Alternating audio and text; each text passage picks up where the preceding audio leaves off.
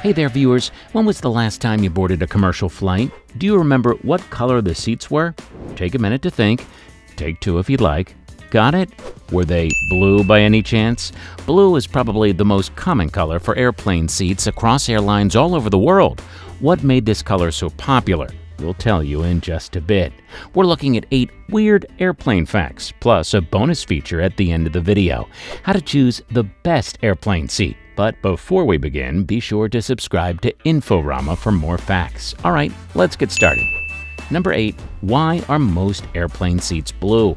You wouldn't think too much about it on your first flight, or maybe not even on your second flight, but by your third or fourth time flying commercial, you'll start to notice a pattern. All airlines have blue seats. Now, there are a few exceptions, but most airlines have blue upholstery. Why is that? Well, for starters, blue is considered as a calming color. In fact, classic blue was voted as Pantone's 2020 color of the year. The description read that the color was voted the best for instilling calm, confidence, and connection. Airline travel might be the safest way to get from one place to another, but even the more seasoned travelers get anxious every now and then. Frankly, who wouldn't get the jitters being several hundred feet in the air? Another reason why blue is preferred over other colors is because it's easier to maintain.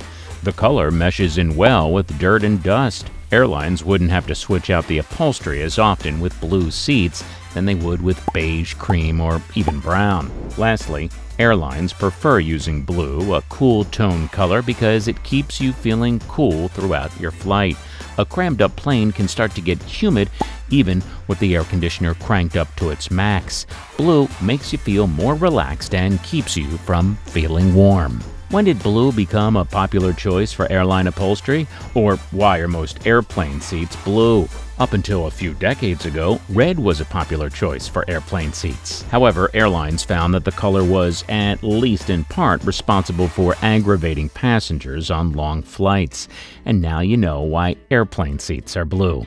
Number 7. Fabric or leather? In the world of flying up high, you're usually given the choice between fabric seats or leather seats. Although you don't actively make the choice on your own, it depends on how long your flight is. Airlines have 2 options when it comes to their upholstery: faux leather or fabric. Are you ready for another neat airplane fact? Well, if you're flying long distances, your seat will almost always be fabric. The material is breathable and easy on the skin, plus it doesn't leave you with an itchy feeling. Some passengers complain of leather seats giving them an itchy pain on their necks, but faux leather rarely has that problem. Fabric doesn't have that at all. If you're flying a shorter distance, your seat may be made of faux leather. They're easy to clean and spill-proof. Smaller aircrafts, the ones meant to travel shorter distances, make use of faux leather to kind of up their game. Number 6. The white cloth. Picture a typical airplane seat in your mind. The fabric makes sense. The armrest makes sense. The cushion makes sense. But what about that tiny white cloth on the head of the seat? What do you think that's for? It seems like this white cloth is a staple for airlines, yet people don't have a clue what it's for. Well, today's your lucky day. That white cloth is called an antimacassar. Back in the Edwardian and Victorian eras, men would apply hair oil known as macassar. It was pretty common, actually. So common that women began to place clothes over a seat's head or on the armrest to keep the oil from soiling the fabric underneath. We know what you're wondering. How many people nowadays use macassar? And is the cloth still significant? While the use of macassar might have died down, hair conditioning products are still widely used. The antimacassar was introduced to keep hair products from transferring onto seats. The purpose might have been different, but the name stuck. Plus, hair products are particularly tricky to get rid of. You have to change the entire upholstery to get rid of it. Number 5. Chatting with TSA. Have you ever noticed a friendly TSA agent chatting with random people? Their questions are pretty standard. How was your day? Where are you flying to? Who are you visiting? Nothing one would consider suspicious, but these questions aren't asked to everyone boarding a plane. In fact, TSA agents would only chit-chat with a select few people. What makes these people special? The fact that airport security finds them suspicious. Here is an airport secret related to airport security. Security officers will often engage in polite, pleasant conversation with people they find suspicious to gauge their personality. It's even known as behavioral inspection. This isn't to make you feel overly cynical the next time someone from national security tries to ask you about your day, but just a cool fact to keep in your back pocket. Number 4. Aligning windows. You're excited to board the airplane because you've been promised the very coveted window seat. However, once you actually get on the plane, you realize your view is obstructed by the seat that's ahead of you. They're not getting the perfect picture during landing, and neither are you, so who does this benefit? The airline itself.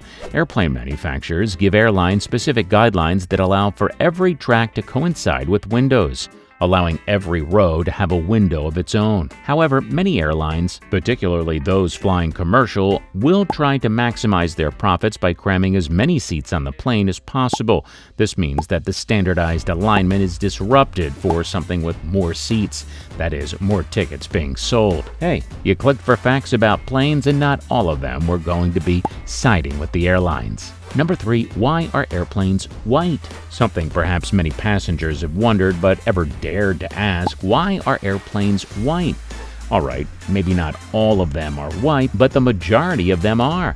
Does this have anything to do with color psychology as well? Or maybe aesthetics? White isn't really the most aesthetic color there is, nor does the color ease you when you're flying in heavy machinery. Then how come airlines go with the blandest color there is? Well, there are several reasons. Firstly, white transmits light instead of absorbing it. Airlines soar high in the sky close to the sun and its radiation. All other colors absorb radiating waves to some degree, but white largely reflects them. This keeps the airplane from overheating. Another reason would be weight. That's right, painting a heavy machine packs on more than a few pounds. To paint a standard plane, you'd be increasing its weight by 600 to 1,200 pounds. An airplane painted white is also a lot easier to maintain. Paint chips off other colors, and you'd have to set money aside just to have it repainted every so often. 2. Why are you freezing during your flight? You're about to board your flight. Baggage? Check.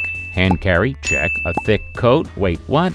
Seasoned travelers will let you know that the trick to having a comfortable flight is to layer up.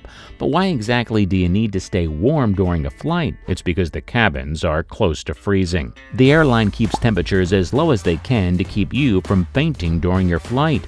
The number one health issue faced during airline travel was hypoxia. That is, depletion of oxygen to the brain. In other words, fainting. Hypoxia is caused by several things: anxiety, pain, medications, and increased temperatures. Newer airlines came up with better thermostat control, but it might be in your best interest to keep those temperatures as cold as you can. Number 1. Where does the pilot sleep? Pilots do and should sleep during flights. Hey, if you thought a 10-hour flight was exhausting for you, imagine what it would be like for the people flying the aircraft. On longer flights, there are usually 2 people manning the cockpit. For the majority of the flight, both pilots are in the cockpit at the same time, but they can take turns in between to rest their eyes. But where do they sleep? Most airplanes have separate cabins for pilots, where they sneak in a quick nap before landing. However, in some smaller aircrafts, the pilots might rest on passenger seats near the cockpit. In larger aircrafts, however, there's a secret deck meant specifically for the crew under the main deck. Pilots can rest easy during the flight, wiggle their toes, get some shut-eye, and take a quick snooze before they're back to flying the plane. Bonus: how do you get the best seat on the plane? It's time to let you in on the best airline secret there is: choosing the best seat on the plane. There are plenty of travel hacks going about, but they're pretty generalized and, frankly, based on luck more than meticulous calculation. Here's our take. If you're someone who takes legroom seriously, it might be best for you to choose a seat near the exit row. Planes will typically have 2 exit rows, of which the first won't be able to recline. The second may or may not recline. Another reason to enjoy your leg space is to choose a seat at the front of the plane.